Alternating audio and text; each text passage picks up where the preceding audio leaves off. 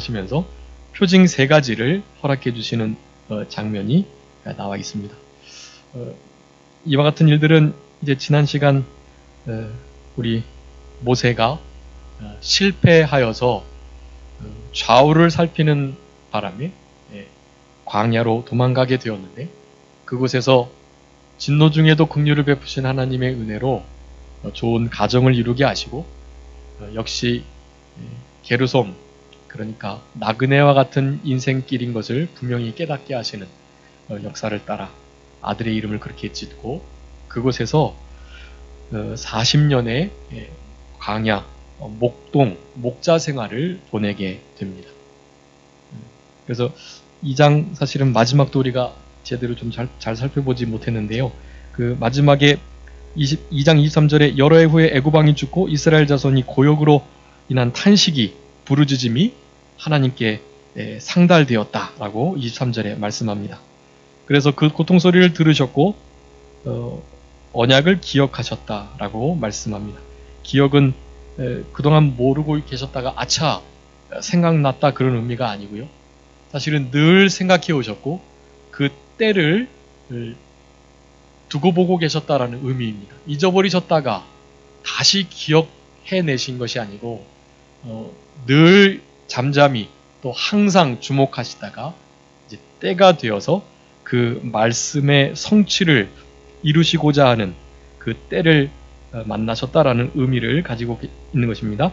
그래서 이스라엘 자손을 권념하셨다, 권고하셨다라는 뜻인데, 생각해 주시고 그래서 도와주신다라는 의미를 갖습니다. 이스라엘 백성들의 형편 아무도 몰라주지만 우리 하나님만은 알고 계시다.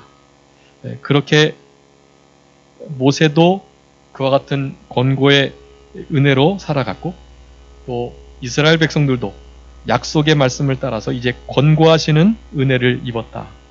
창세기 15장에 13장에 그 바로 횃불 언약, 그 언약의 말씀을 하나님께서 이루셔야 할 때를 이제 잡으셨다라는 것을 의미한다고 하겠습니다.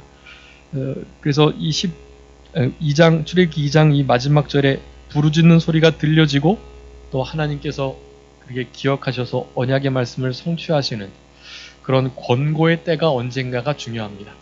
우리들도 고난을 당한 자, 겸손하고 또 하나님을 두려워하는 자에게 하나님 은혜를 베풀어 주시고 긍휼히 여겨주신다 그랬는데, 그와 같은 긍휼과 은혜 베푸시는 때가 바로 권고하시는 때, 권고하시는 때를 어떻게 만날 수 있을까?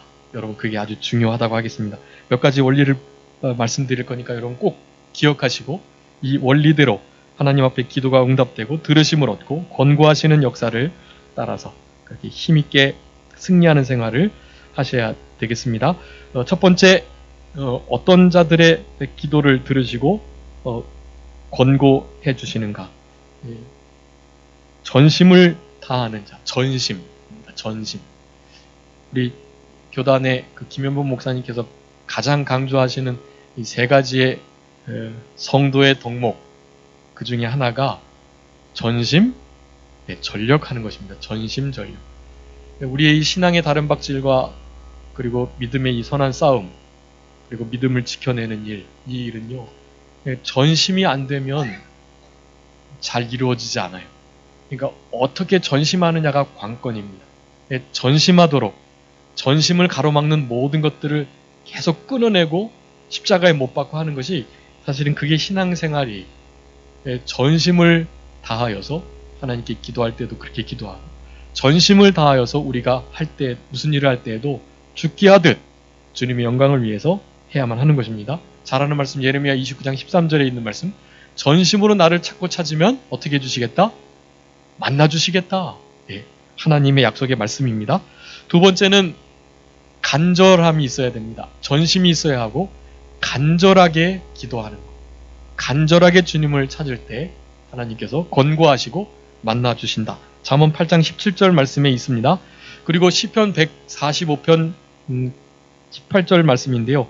진실해야만 합니다. 진실하게 간구해야 돼요. 진실하게 부르짖고 진실하게 요청을 해야만 합니다. 사실은 그 진실함에 아까 그 전심과 간절함이 다 포함되어 있다고 할 수도 있겠는데요. 진실하게 하나님 앞에 간구해. 시간이 없지만 한번 읽어봐 주세요. 시편 145편 18절. 시편 145편 18절. 여호와께서는 자기에게 간구하는 모든 자 곧 진실하게 간구하는 모든 자에게 가까이 하시는도다. 아멘. 진실하게 간구하는 자에게 가까이 하신다. 전심으로 간절하게 그리고 진실되게 간구하는 것. 그런 자를 하나님께서 권고하십니다. 아마 이스라엘 백성들이 그렇게 부르짖었던 것 같아요. 그래서 이제 모세를 움직이기 시작하셨고 이스라엘 백성들을 건져내시려는 그 계획을 착수하셨던 것입니다. 또 정직하게 기도해야만 합니다. 잠언 15장 8절 말씀에 보면 정직한 자의 기도 하나님께서 기뻐하신다. 그렇기 때문에 그 네 가지 태도, 첫 번째 뭐라 그랬죠? 전심, 두 번째는요. 간절, 세 번째는요. 진실, 네 번째는요. 정직, 다섯 번째는요. 다섯 번째 말씀 안 했나요? 네. 그렇군요. 그래서 다섯 번째, 여섯 번째가 그래서 가장 중요합니다. 시편 한번, 이사야 66장 한번 읽어주세요. 이사야 66장 2절 말씀. 나 여호와가 말하노라. 나의 손이 이 모든 것을 지어서 다 이루었느니라. 무릇 마음이 가난하고 심령에 통회하며 나의 말을 인하여 떠는 자 그 사람은 내가 권고하려니와. 아멘. 그 아까 네 가지의 마음의 태도를 가지시고 이사야 66장 이 2절의 말씀대로 해야만 합니다. 거기에는 가난한 마음을 표현하고 있고 또 상한 심령, 마음이 통회하는 심령을 말하고 있습니다. 그래서 아까 전심, 간절, 정직, 진실 거기다가 가난하고 통회하는 상한 심령, 상한 마음이 상한 심령, 이 시편 34편에 있는 말씀인데요. 마음이 상한 자를, 상한 심령을 가까이 하신다. 그렇게 거기도 말씀하는데 이사야 66장 2절의 말씀으로 다 이렇게 포함시켜 말씀드릴 수가 있겠습니다. 마음이 가난하고 심령이 통회하는 자, 그리고 무엇보다도 하나님의 말씀을 인하여 어떻게 하는 자? 떠는 자. 여러분 이게 중요합니다. 하나님의 말씀을 인하여 떠는 자. 여러분 성경 읽으시고 성경 쓰기도 하시고 지금 말씀 노트에 말씀도 적으시고 하나님의 말씀을 대면하시는데요. 그 말씀을 달고 꿀송이보다 더 아주 오묘한 깊은 말씀으로 받아야만 하지만 그 말씀에서 우리들에게 명령하시고 요구하시는 바를 두려움으로 들으시고 보시고 기록하시고 암송하시고 그러셔야만 해요. 그런 자를 하나님께서 어떻게 해주신다고요? 가까이 해주시고 권고해 주십니다. 하나님의 말씀을 인하여 떠는 자 내가 권고하겠다. 이스라엘 백성들이 아마도 그런 심령이 되었던 것 같습니다. 그래서 모세를 3장에서 부르시는 거예요. 자, 근데 그 부르심에 정말 너무 중요한 내용들이 많은데 이 3장에서 모세가 이제 80세가 된 거예요. 사도행전 7장에 보면 이제 40년의 세월이 흘러 40세에 도망쳐 나왔기 때문에 애굽 바로의 아들로서 바로의 공주의 아들의 자리에서 그렇게 나왔기 때문에 40여 년간을 광야 생활을 한 것입니다. 그때까지 이제 이스라엘 백성들은 더욱더 큰 곤욕들을 치렀습니다. 왜냐하면 바로의 그 정권에서는 그렇게 길리우고 잘 은혜를 베풀었던 모세가 애굽 백성을 쳐 죽이고 도망을 간 거예요. 그러니까 어떻게든지 애굽 백성들의 입장에서는 이 히브리 민족, 이스라엘 야곱의 가족들이 너무나 꼴보기 싫은 거예요. 그렇지만 뭐 다 죽여버릴 수는 없고 나올 때 장정만 60만이었으니까 대략 한 200만 가까운 200만이 넘는 인구였어요. 이 애굽의 모든 노동과 또 종된 자리에 그러니까 더럽고 힘들고 위험하고 이런 일들을 우리 이스라엘 백성들이 다 한 것입니다. 그러기에 그 노동력을 놓칠 수가 없었기 때문에 10가지 재앙 내려야 그제서야 겨우 보냈던 것이. 그래놓고도 또 나중에 후회해가지고 다시 따라붙어서 홍해에서 다 이렇게 죽음을 당하는 일들이 있었는데 어찌되었든 그런 고통의 자리에 있었을, 그리고 한참 그 시간이 지나서 이제 하나님께서 그 고통을 아시고 권고하셔야 될 바로 그때 우리 모세를 부르시는 장면이 3장에 나오게 된 것입니다. 즉 모세의 입장에서는 40년 동안 그냥 아무런 그런 하나님의 역사도 또 어떤 말씀도 있지 않고 자기가 먼저 한번 해보겠다고 했었는데 그것이 철저히 다 무너지는 기간을 보낸 거예요. 그러니까 우리 이제 3장 중반부터 우리 4장 계속 읽지만 하나님께서 노하실 정도로 모세가 어떻게 해요? 계속 그 사명과 하나님의 보내심을 거부하는 거예요. 자기는 못하겠다고 하는 거예요. 자신의 처지와 환경을 알고 그 혈기왕성했던, 뭐든지 할 수 있겠다고 생각했던 그 모든 것이 자기가 죽어졌던 시간이었던 것입니다. 그렇게 철저히 죽어질 때서야 우리 하나님께서는 일하시고 역사한다라는 것을 우리들에게 교훈해 주시고자 3장에서 80세가 됐을 때 모세를 부르셨다라는 것입니다. 당연히 이스라엘 백성들의 어떤 연합된 힘이나 모세의 지도자적 역량을 따라서 애굽에서 나오게 된 것이 아님을 알게 하시고자 그 기간을 보내게 하셨다라는 것을 우리는 알아야만 하는 것입니다. 오로지 하나님의 약속의 말씀을 이루고자 하시는 하나님의 열심이, 하나님의 긍휼과 그 사랑이 모세를 통해서 이스라엘 백성들을 애굽에서 나오게 했던 것이에요. 기드온의 300명 용사만 남겨뒀던 이유도 그와 같은 것입니다. 전적으로 하나님께 모든 것이 달려있음을 하나님의 은혜요, 하나님의 약속의 말씀을 성취, 이루시기 위한 하나님의 열심이셨음을 알게 하시고자 그렇게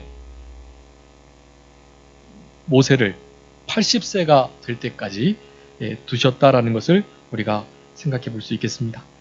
그때 이제 하나님께서 모세를 호렙산 그곳으로 부르시는 거예요. 이 호렙은 신의 산이라고도 일컬어지는데요. 아마 봉우리가 좀 있었던 것 같고 어느 봉우리는 호렙으로 어느 봉우리는 시내로 그렇게 불렀던 것 같습니다. 하나님의 산 호렙 그곳에서 가시떨기 나무 가운데 우리 모세를 불렀습니다.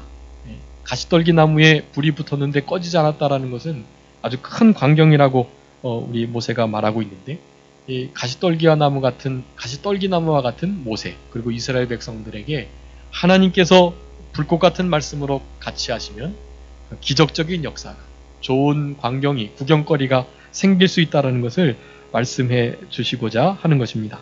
그러면서 두 가지 아까 우리 제목이 뭐라 그랬죠? 모세를 향하신 부르심 그리고 사명 그리고 증표 표징 그것은 표징이 이제 4장에서 표징을 주셨고요.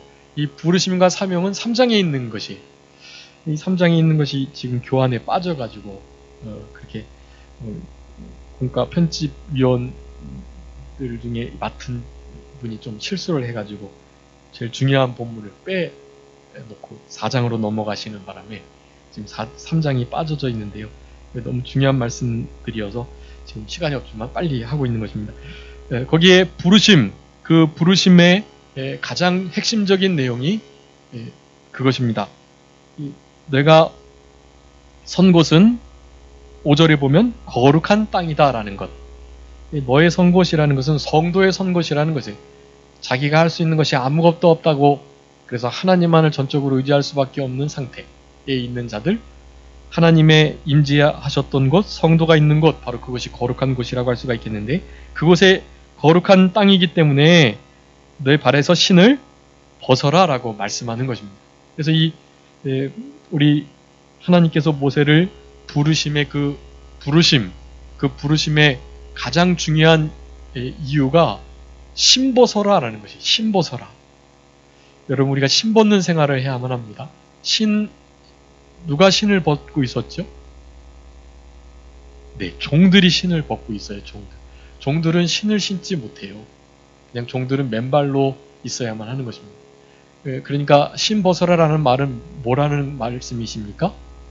종되라라는 말씀. 종되라. 우리 주님도 하나님의 종이라 일컬음을 받으셨고 종의 위치에서 낮아지시고 당하시고 많은 사람의 대속물이 되시기 위해서 죽으러 이 땅에 오신 거예요. 이 죽으러 오신 주님께 우리가 무슨 부귀영화를 바라면서 주님의 그 길을 형통과 성공을 바라보며 따라갈 수가 있겠어요. 종된 자리로 오셨던 우리 주님이시기 때문에 우리의 신앙의 삶은 종된 삶이라고 할 수가 있는 것입니다. 모세를 향한 부르심, 지도자로서 능력 있는 하나님이 든든히 붙드시는, 그래서 결국 이스라엘 백성들이 지금까지도 가장 존경하는 훌륭한 선지자 중에 하나가 모세이지만, 사실은 모세 입장에서 볼 때는 하나님께서 모세에게 그것을 요구하셨던 거예요. 뭐를 벗어라? 신을 벗어라. 그거 요구하고 계시는 거예요. 거룩한 일을 해야 하고 하나님의 일, 천국 일, 믿는 일, 생명 살리는 구원의 일들을 해야 되니까 주인 노릇하지 말고 종 노릇해라. 종되라 라고 말씀을 하고 있는 거죠. 신 벗는 것은 그런 의미가 있는 거예요. 물론 종되라는 의미와 함께 더불어서 거룩한 곳에 서야 하니까 죄를 벗어버려라 라는 의미도 있고, 그리고 무엇보다도 자기 자신을 벗어낼 때, 그럴 때 진짜 종된 생활을 할 수가 있는 것입니다. 그래서 모세를 향한 부르심은 신을 벗어라인데, 내 신을 벗어라인데, 그 내 신을 벗어라의 가장 중요한 세 가지 의미가 그것입니다. 먼저 무엇이 되라? 종이 되라. 그리고요, 뭐를 벗어버려라? 죄악을 벗어버려라. 그리고 마지막은요, 자기 자신을 벗어라. 자기 자신을 늘 부인하는 생활, 나는 날마다 죽노라 고백하는 생활. 어떤 분이 오늘 생일이라고 그래요. 그러면서 생일을 축하받고, 근데 다음날 또 자기 또 생일이라고, 또 어저께 생일인 사람이 또 생일이라고 그래요.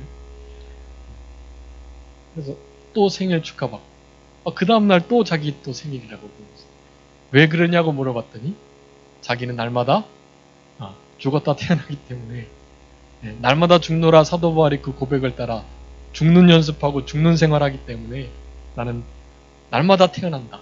난 날마다 생일이다. 그러면서 생일 축하해주라. 그렇게 말을 했다고 합니다. 그런 자신감 있고 날마다 죽는 삶을 실천하는 그런 우리들이 되었으면 좋겠습니다. 자기를 죽이는 거, 자기를 십자가에 못 박는 거, 자기가 날마다 부인되는 거.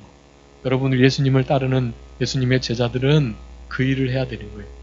예수님이 뭐라 그러셨습니까? 나를 따를 때 어떻게 따르라고요? 자기를 부인하고, 또요, 자기 십자가를, 근데 뭐 하나 빠졌는데, 어떻게 십자가를 지고요?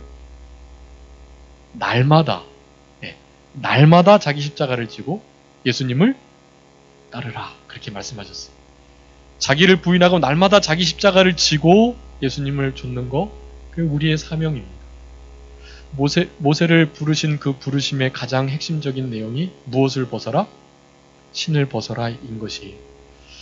여러분, 이것이 너무 중요합니다.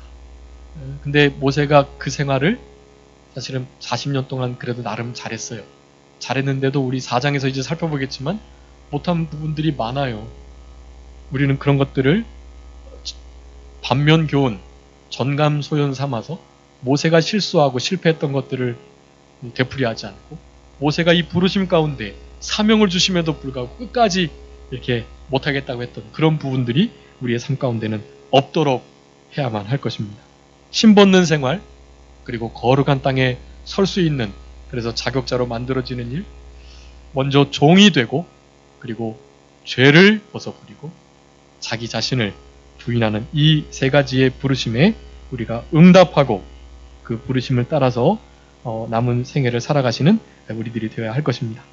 그러면서 이 3장에서 가장 중요한 것이, 계속해서 이제 누가 나를 보내냐고 말하면 어떻게 누구라 그럽니까? 이렇게 계속 물으니까 우리 하나님께서 그렇게 말씀해 주십니다. 14절에 보면 나는 스스로 있는 자다라고 말합니다. 스스로 있는 자. 여러분, 이게 바로 여호와라는 의미예요. 여호와. 스스로 있는 자가 여호와라는 뜻이에요. 근데 여기 스스로 있는 자라는 이 단어도요, 그러니까 그 원문에 의하면 알파벳으로 하자면 Y, H, WH 뭐 이런 식으로 네 히브리어만 딱 기록되어 있어요. 근데 이것이 모음은 없고 딱 자음만 있기 때문에 이것을 어떻게 읽는지 히브리 백성들도 잘 몰라요. 그런데 그 전통에 의해서 보통 야훼 혹은 야외라고 불렀어요. 근데 그 이름조차도 사실은 이들은 말하기를 두려워하고 너무나 거룩한 이름으로 생각했기 때문에 우리가 지금 보는 스스로 있는 자 야훼라는 이 단어가 나오면 이 단어를 야훼라고 읽지 않고 뭐라고 읽었냐 하면 아도나이라고 읽었습니다. 아도나이. 그래서 이 야훼라는 단어가 곧 아도나이가 된 거예요. 아도나이는 히브리어로 주님이란 뜻인데요. 그것이 실제로 헬라어에도 그렇게 번역이 된 것입니다. 그래서 야훼 그 자음에다가 아도나이의 모음이 붙어져서 읽혀지면 여호와라고 읽혀지는 거예요. 그래서 우리가 이 스스로 있는 자를 여호와 이렇게 말을 하는 것입니다. 그래서 구약의 여호와는 신약 성경의 주, 아도나이, 롤드와 같은 거예요. 그것이. 그런 뿌리를 가지고 있습니다. 어찌되었든 스스로 있는 자, 여호와는 어떤 의미가 있다 그랬죠? 스스로 있는 자를 자존자라고 그랬죠. 자존자. 또요. 자존하시는데 언제부터요? 네, 영원 전부터 계셨다. 그리고 영원까지 계세요. 그래서 그것을 영존자라고 말합니다. 영존자. 자존하시고 영존하시는 그분께서 특별히 구속사에 언약과 관계되어서는 언약을 맺으시는 분이시고 맺으신 언약을 반드시 이루어낼 수 있는 성취자, 성취할 수 있는 능력자라는 의미가 있습니다. 여러분, 그러니까 여호와라는 이름의 뜻이요, 엄청 중요하고 아주 많은 의미를 가지고 있어요. 영원한 자, 영원자, 자존자, 언약의 말씀을 맺으시고 맺으신 그 말씀을 성취하시기에 능하신 전능자, 그런 의미가 여호와의 뜻에 있습니다. 그래서 그것을 기념 이름, 나의 표호다라고 우리 하나님께서 말씀해 주신 거예요. 그런 하나님의 말씀을 듣고도 우리 모세가 이제 4장에서 이와 같이 말씀하는 것입니다.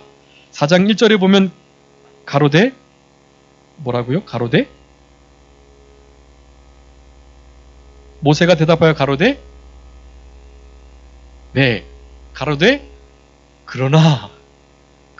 그러나 이 성경에서 그러나가 좀 부정적으로 늘 사용됩니다. 그러나 네. 물론 이제 우리 다윗의 새 친구 또 다윗에게는 그렇지만이라고 하면서 그리 아니하실지라도라는 표현을 써서 더 신앙의 성숙함을 나타내는 면도 있긴 하지만 보통은요 그러나가요 아주 이렇게 신앙이 없는 것을 표현할 때 주로 쓰여지게 됩니다. 3장의 분명한 부르심과 그리고 사명은 말씀 안 드렸는데 사명은 모세가 원래 모우세스라고 그래서 어떤 이름이죠? 모우세스. 물에서 건진받았다. 근데 그게 아니라 모세가 됐다 그랬죠? 모세는요? 건져내는 자. 내가 너를 세워서 이스라엘 백성들을 건져내겠다라고 말하는 거예요. 그렇게 사명을 주셨거든요. 근데 그 사명을, 그 부르심에 제대로 응답을 하지 못하는 모세인 것입니다. 모세가 대답하여서 그러나라고 말하는 거예요. 그러나. 이전까지도 지금 몇 번이나 하나님께서 내가 너와 함께 하겠다. 너의 입에 있겠다라고 분명히 말씀해 주시고 그리고 그들이 너의 말을 듣겠다. 여기 18절에 보면 이 분명하게 너의 말을 들어서 따라 나오겠다라고 분명히 말씀해 주셨어요. 그리고 실제로 내가 너와 함께 하겠노라고 약속을 몇 번이나 해주시고 근데 그것을 다 듣고도 우리 모세가 뭐라고 말하는 것입니까? 그러나라고 하는 거예요. 그러나 예전에도 한번 말씀드렸는데 이렇게 어떤 하나님의 종들을 이렇게 평가할 때요. 어떤 목사님, 어떤 전도사, 강도사, 어떤 전도사님 그분 참 사람이 좋아. 그런데 참 사람이 좋은데 이런 식으로 이것도 좋고 저것도 좋고 저것도 좋고 참 좋아. 그런데 라고 하면 이게 사실은 그 모든 좋은 면을 다 덮을 만한 뭔가 좀 안 좋은 단점이 있다라는 뜻이에요. 단점이 있다. 네. 그래서 뒤에 끝까지 그 그러나가 없는 평이 좋은 것입니다. 모세도 사실은 계속해서 하나님께서 강하게 자기가 그만큼 낮아지고 정말 아무것도 할 수 없는 자인 줄 아는 것은 참 좋은 일인데, 그럼에도 이제 한두 번 그렇게 권면하시고 분명하게 약속의 말씀을 주시고 너와 함께 있겠다고, 너의 말을 듣겠다고 라고 말씀해 주시면 그 말을 믿어야죠. 그런데 끝까지 우리 모세는 뭐라고 말씀합니까? 그러나 라고 말을 하는 것입니다. 사실은 그의 옛 경험이 중요한 원인이 됐을 것입니다. 자기가 옛날에 뭐 한번 해보려고 그랬는데 어떻게 됐죠? 도리어 사람만 죽이고 도망하는 신세가 되었던 거예요. 자기는 적어도 다른 사람이면 몰라도 자기는 그 자리에 쓰임받을 수 없는 자라는 것을 늘 깊이 생각을 했던 것이, 이제 그런 자를 우리 하나님께서는 쓰십니다. 가시떨기나무에 불이 붙은 것도 그런 의미예요. 오늘 본문도 이제 지팡이가 나오는데, 지팡이도 뭐 마른 막대기잖아요. 지팡이가 뭐 다른 게 있지 않잖아요.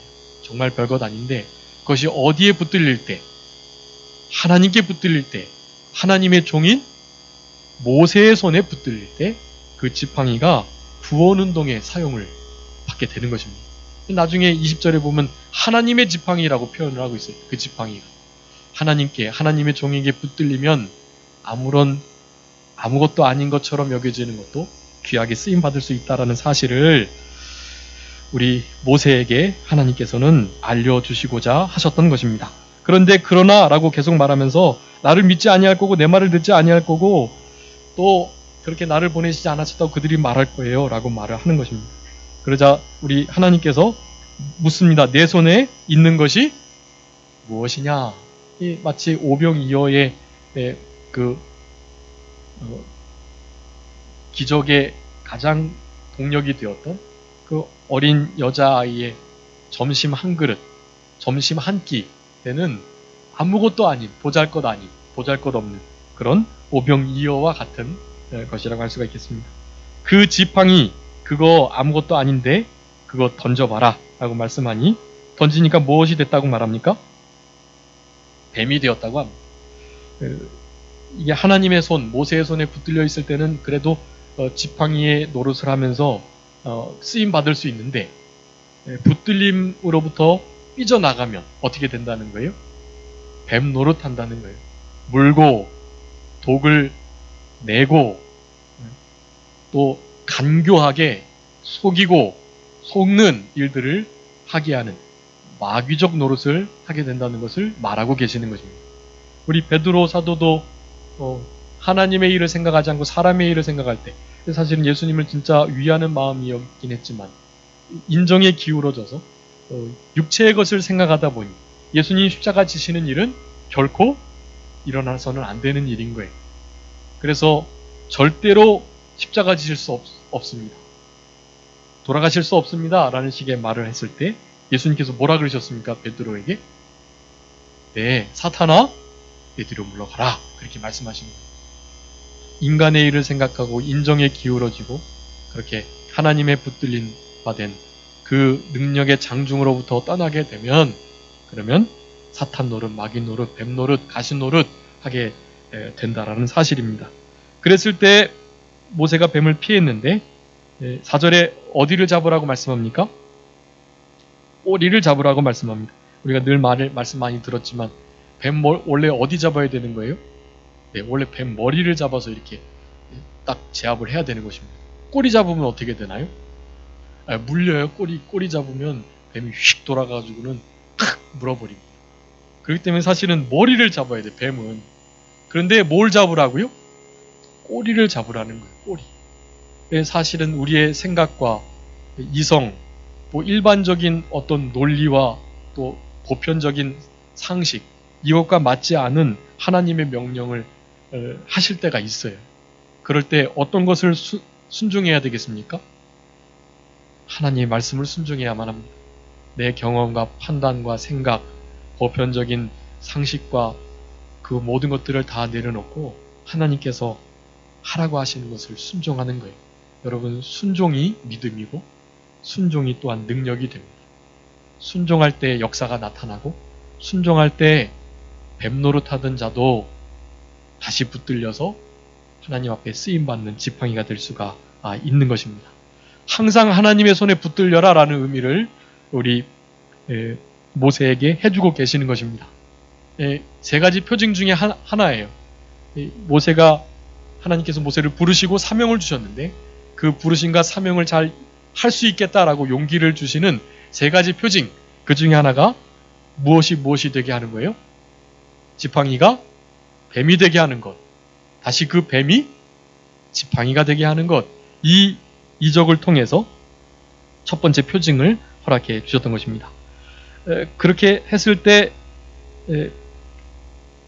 역시 믿지 않을 수 있기 때문에 사실은 모세도 그렇고 모세도 여전히 이런 거 가지고도 설 수 없다고 생각을 아직도 하고 있어요. 사실은. 두 번째 표징을 말씀해 주십니다. 손을 품에 넣어봐라 라고 말합니다. 손을 품에다가 넣었다가 내어보니까 문둥병이 든 거예요. 그러다 다시 손을 품에 넣으라 하셔서 넣으니 여전히 깨끗해졌다 라고 말씀을 합니다. 이 손을 품에 넣었다가 뺐을 때 문둥병이 든 것은 일테면 그런 영적인 의미가 있습니다. 처음에 순종을 하려고 하면 어려운 일이 있고 또 아픈 일이 있고 안 좋은 일이 생기고 그럴 수 있다라는 것이, 그런 일이 있어도 어떻게 순종하면, 끝까지 순종하면, 두 번째 순종하고 세 번째 순종해내면 그러면 결국 어떻게 된다고요?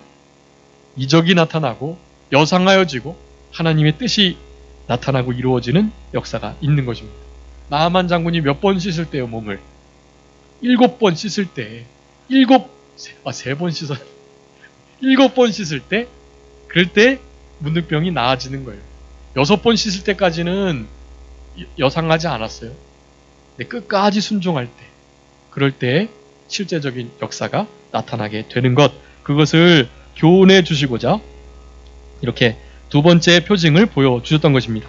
이 첫 번째, 두 번째 표징을 나타내주면 적어도 이스라엘 백성들은 모세를 인정하고 모세의 말을 따를 것이라고 했는데, 만에 하나 혹시 또 그렇지 않을 수도 있어서 한 가지 더 표적을 보여주십니다. 한 가지 표적은 나일 하수, 나일강 하수를 취하여다가 9절에 보면 육지에 부어서 피가 되도록 해라라는 것입니다. 이 표적까지 쓰지 않도록 했으면 참 좋을 것인데 이런 표적들이 계속되는 것이, 이제 이 표적이 첫 번째 표적으로 이어지게 되는 것이, 물론 그 전 표적으로 모세가 하나님이 보내신 사람이 맞다는 것을 인정해요. 그런데 그 일로 인해서 모세가 이제 바로 앞에 섰을 때 사실은 예전보다 더 고역이 심해지는 그 일을 통해서 이스라엘 백성들이 바로 그 시점부터 원망을 하기 시작했습니다. 그게 원망의 시점이에요. 거기서부터.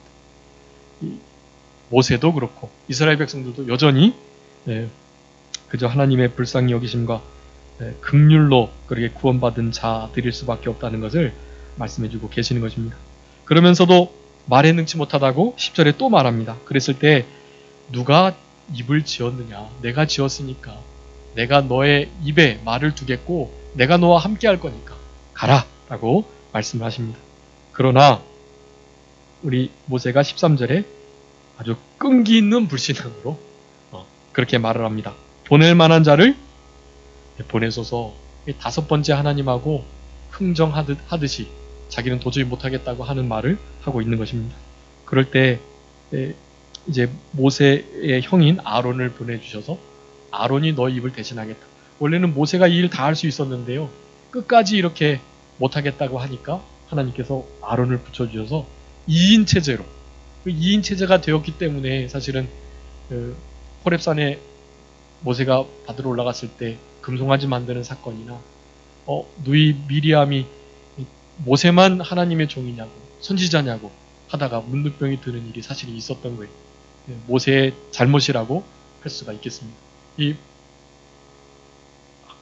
보낼 만한 자를 보내소서라고 말하는 이것이 좀 겸손의 모습 같은데요. 우리가 그 겸손과 하나님의 말씀 순종을 좀 잘 구분해야만 합니다. 낮은 자존감과 자존심, 그리고 자존감이 낮은 것과 겸손을 우리는 좀 잘 분리해야만 합니다. 교만한 것과 또 자존감이 있는 것과는 또 다르고요. 중요한 것은 비교의식이 있을 때는 그것은 아무리 자기가 겸손한 척을 하든 혹은 뭐 교만하지 않다고 말하든 그건 다 잘못된 거예요. 비교를 하게 될 때 우월의식을 갖거나 또 낮은 자존감을 갖게 됩니다. 결코 비교해서는 안 되고 비교의식 대신에 무슨 의식 가지라고 말씀드렸죠? 비교의식 말고 피조의식 가지라고 했습니다. 피조의식. 비교의식을 갖게 되면 누구보다는 내가 괜찮다. 내가 누구보다는 못하다. 이것 때문에 자존감이 높아지거나 낮아지거나 그렇게 돼버리거든요. 비교하면 안 되고 무슨 의식을 가져라? 피조의식. 하나님께서 나를 만드셨다. 내가 하나님의 형상대로 지음을 받았다. 내가 하나님의 자녀다. 내가 장래에 하나님과 같이 될 자다. 라는 것을 가지고 계시면 사실은 비교하지 않고 비교가 돼도 별 상관없이 그렇게 하나님의 맡겨진 사명들을 감당할 수 있게 되는 것입니다. 한 주간 생활하시면서 우리를 창조해 주신 하나님의 그 창조의 목적에 합당하게 하나님의 영광을 위해서 살아가셔야 되겠고, 비교 의식을 가지고 우울해지거나 낮은 자존감을 갖거나 혹은 교만해지거나 그래서 높은 마음을 품지 않도록 그렇게 피조 의식을 가지고 우리 주님께서 맡겨주신 사명을 잘 순종함으로 감당하면서 특별히 하나님의 손에 붙들림 받은 지팡이와 같이 그렇게 하나님을 떠나지 않는 장중에 늘 붙들리는 삶을 살아가시는 우리 모두가 되어야 되겠습니다. 자, 기도하겠습니다. 살아계신 우리 아버지 하나님 감사합니다. 우리들에게 모세의 부르심과 사명 그리고 표징을 통하여서 귀한 진리의 말씀을 허락해 주신 것 감사합니다. 하나님 말씀만을 의지하며 나아가게 하시고 내게 능력 주시는 자 안에서 모든 것을 할 수 있다고 확신하면서 하나님을 믿는 자, 말씀을 믿는 자에게 능치 못하심이 없다 하셨사오니 그와 같은 믿음을 가지고 주님께서 맡겨주신 사명을 잘 감당하며 무엇보다도 신벗는 생활 잘해서 우리 주님의 손에 든든히 붙들림으로 주님께서 맡겨주신 죽어가는 영혼 건져내는 사명을 잘 감당하는 우리 모두가 되게 하여 주시옵소서. 남은 주의 날도 우리 주님과 동행하며 주님의 손에 장중에 붙들림 받은 복된 하루를 보낼 수 있도록 주님 역사해 주시기를 간절히 바라옵고, 아버지 하나님 특별히 오나 없는 것은 우리 최승 목사님 이렇게 취임식 그리고 장로 은퇴 예배 가운데 주님 함께 하시고 제일교회를 통해서 하나님의 영원하신 그 작정과 뜻을 이루어 주시며 우리 계신 측 교단 안에서의 역할을 잘 감당할 수 있는 귀한 교회가 되게 하여 주시옵소서. 아버지 하나님, 우리 한학철 강도사님 이때까지 너무나 수고하고 너무 힘을 다 기울여 주셨는데 하나님께서 뜻하시는 바가 있어서 이제 더 이상 함께 신앙생활하지 못하고 사역지를 이동하시게 되었사오니 우리 아버지 하나님께서 우리 강도사님의 앞길을 친히 인도하시고 그 모든 사역 가운데 기름 부으셔서 하나님의 나라와 의가 확장되는 일에, 믿지 않는 영혼들이 주께로 돌아오는 일에, 하나님의 피로 값주고 사신 몸된 교회를 이루는 일에 우리 주님께서 늘 같이 하시고 힘주시고 능력으로 도우시기를 간절히 바라옵고 늘 영육간에 건강케 하셔서 아버지 하나님의 그 영원하신 뜻과 작정을 넉넉히 이루실 수 있도록 우리 주님께서 늘 같이 하시고 성령으로 인종도하여 주시옵소서. 감사하옵고 예수 그리스도의 이름으로 기도 올리옵나이다. 아멘. 찬송하시겠습니다. 찬송가 359장